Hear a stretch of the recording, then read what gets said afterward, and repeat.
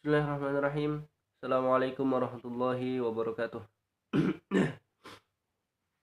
Baik, alhamdulillah di pagi hari ini kita diberikan nikmat oleh Allah Subhanahu wa taala untuk insyaallah melanjutkan kembali bahasan tentang kitab dari Syekh Wahid Abdul Salam Bali, yakni Ruqyah, Jin, Sihir dan Terapinya.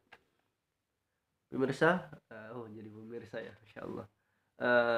Teman-teman semua yang dimuliakan oleh Allah Subhanahu wa taala. Kali ini pembahasan kita lanjut di pasal jika bangsa jin itu diciptakan dari api, ya kan, seperti mana yang kita sudah pelajari kemarin, wal jan khalaqnahu min qablu min naris samum, dan kami menciptakan jin sebelum Adam itu dari api yang menyambar-nyambar, gitu kan.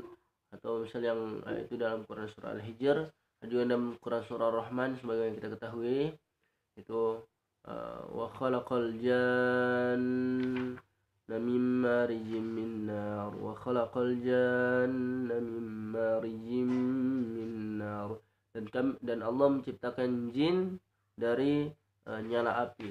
Nah, sehingga ada kadang orang bertanya begini, atau kadang orang menglogikakan begini, kalau misal jin itu dibuat dari api, nah maka bagaimana nanti misal ada jin kafir terus disiksa dengan api?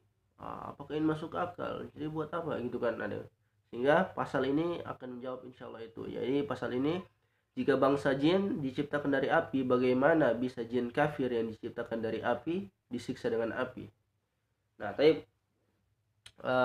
Syekh Wahid Abdul Salam Bali menjelaskan masalah ini adalah pertanyaan yang sering dilontarkan banyak orang. Namun, sekiranya mau berpikir secara jeli, niscaya mereka akan mengerti dan memahami hakikatnya. Semua orang telah tahu bahwa seorang manusia diciptakan dari tanah liat. Tetapi sekarang ia bukan lagi tanah liat. Asal muasalnya saja dari tanah liat. Nah, begitu pula dengan jin yang tercipta dari api. Sekarang mereka bukan api lagi, sebagaimana yang telah diterangkan dalam banyak dalil. Oke, banyak dalil ya. Jadi logikanya begini, kita kan manusia kan. Nah, antum lihat ya, misalkan kita punya tangan, punya apa, kita punya kulit. Dan pertanyaannya, apakah ini tanah sekarang? Ya kan. Nah, jadi misal saya lempar Anda, atau saya melemparkan pada diri saya sendiri tanah, saya ambil dari segenggam tanah mungkin di halaman di mana. Terus misal kita lemparkan ke orang gitu, kita lemparkan pada diri kita sendiri. Pertanyaannya, apakah itu tidak sakit gitu kan? Nah, jadi memang asal muasalnya itu adalah tanah gitu. Nah, jadi begitupun dengan jin, memang asal muasalnya api, tapi sekarang bukan api lagi. Nah, maka Syekh Wahid Abdul Salam Bali insyaallah akan menambahkan beberapa rincian tentang untuk menguatkan dalil logika tadi. Nah, diantaranya adalah hadis riwayat Imam Nasai dengan isnad yang sahih menurut syarat Imam Al-Bukhari, dari Ummul Mukminin Aisyah radhiyallahu anha. Ia bercerita, ketika Rasulullah SAW melaksanakan sholat, tiba-tiba datanglah setan menghampiri beliau. Maka beliau pun membantingnya, lalu mencekiknya. Kemudian Nabi SAW bersabda, hatta wajadtu burda lisanihi ala yadayya, sampai-sampai saya bisa merasakan dinginnya lidahnya pada tanganku. Jadi sampai-sampai saya bisa merasakan dingin lidahnya pada tanganku. Nah, berdasarkan hadis ini, jelaslah bahwa sekarang ini bangsa jin tidak berbentuk api lagi. Sebab jika demikian, tentu Rasulullah tidak akan merasakan dinginnya lidah setan. Ya kan? Kalau misalnya kita logikanya bahwa setan tercipta dari api, kalau misal Rasul bisa mencekik dan membantingnya, maka Rasul tidak bisa merasakan itu dingin, pasti panas. Tapi menurut Rasul itu dingin, dan Rasul adalah shadiqul masduq, shadiqul amin.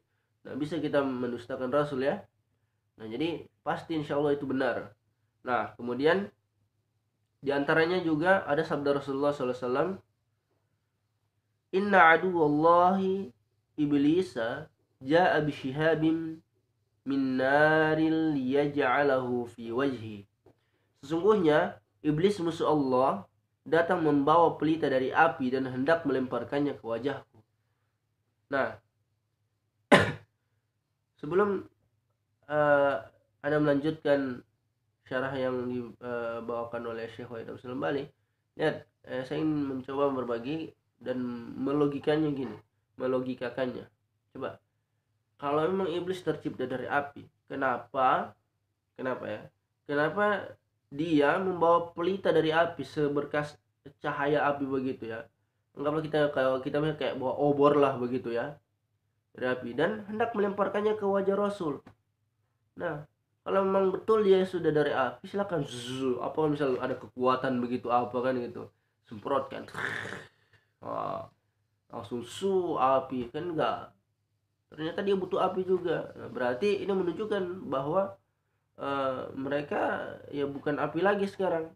Nah, dan ini ada di hadis riwayat Imam Muslim atau di syarah Imam Nawawi jilid yang kelima halaman 30. Nah, hadis ini diriwayatkan oleh Imam Muslim dan selengkapnya akan disebutkan kemudian nanti insyaallah. Nah, sebuah hadis riwayat Imam Malik juga ini dalam kitab Al-Muwatta dari Yahya bin Sa'id, dia berkata, ini mah hadis mursal tapi ini sudah disebutkan hadis mursalnya, tapi ini kita mengambil ibrahnya begitu ya, pelajarannya. Nah, pada malam Isra, Rasulullah Shallallahu Alaihi Wasallam melihat jin ifrit yang mengejar beliau sambil membawa seberkas api. Setiap kali menoleh, beliau Shallallahu Alaihi Wasallam selalu melihatnya. Lalu Jibril Alaihissalam berkata kepada beliau, maukah Anda aku ajari beberapa kalimat doa? Jika Anda mengucapkannya, niscaya nyala apinya akan padam dan bahan bakarnya akan habis. Al-Hadis. Nah, tapi ini tidak jelaskan apa doanya, apa ininya, karena satu sisi ini adalah hadis mursal yang ada di kitab Al-Muwatta karangan Imam Malik. Baik.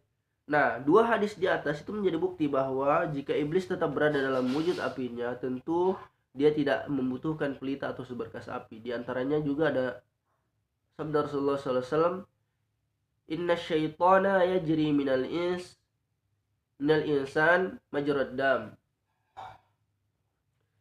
Sesungguhnya iblis atau setan ya berpindah-pindah di dalam tubuh manusia melalui aliran darah.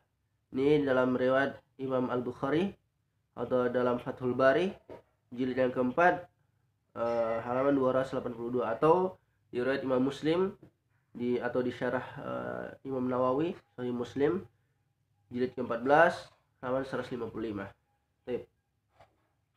Nah, seandainya iblis masih pada wujud apinya, tentu dia akan membakar manusia gitu ya. Kalau misalnya ada aliran darah, tapi ini tidak gitu kan. Nah, jika ada yang mengatakan bahwa maksud hadis ini adalah gangguan atau godaan setan, maka kami menjawab, maksudnya Syekh Wahid Abdul Salam Bali menjawab, para ulama usul fikih menyepakati tidak bolehnya mengalihkan makna suatu kalimat bentuk dari maksud zahirnya kecuali jika ada penghubungnya. Lalu, apakah di dalam hadis ini ada penghubungnya? Gitu.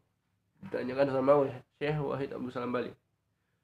Sehingga ini dalam arti tidak bisa ditakwilkan daripada maksud hadis inna syaitana